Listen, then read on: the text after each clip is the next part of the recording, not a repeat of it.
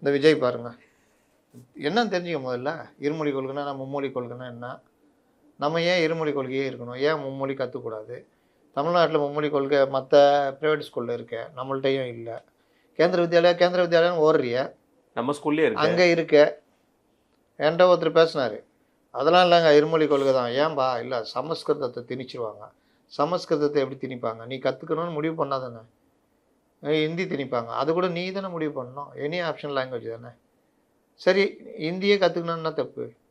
நீ யார் முடிவு பண்ணுறது அவன் ஹிந்தி கற்றுக்கூடாது, 3வது மொழியாக ஒன்றை தெரிந்து கொள்ளக்கூடாது முடிவு பண்ணுறதுக்கு? அப்படின்லாம் முடிச்சுட்டு, உன் பொண்ணு எங்கே படிக்குது? கேவி. அங்கே அங்கே ஹிந்தி தான் என் பொண்ணு படிக்குது. அது உனக்குன்னா ஒரு நியாயம், மற்றவங்க யாருக்கும் ஒரு நியாயம். ஒருவேளை நமக்கு தெரியலங்கிறதுக்காக அந்த மொழி நம்ம வேண்டாம்னு சொல்கிறோமா, இல்லை நமக்கு பிடிக்கலங்கிறதுக்காக வேண்டாம்னு சொல்கிறோமா? எதுவும் கிடையாது, ஓட்டுக்காக வேணாம். அதை எல்லாரும் அப்படியே அக்செப்ட் பண்ணிக்கிட்டு என்னன்னு புரியாமையே ஹிந்தி உள்ளே வந்துடும். தமிழ் வாழ்ந்துச்சா சொல்லுன்னா தமிழ் வாழல.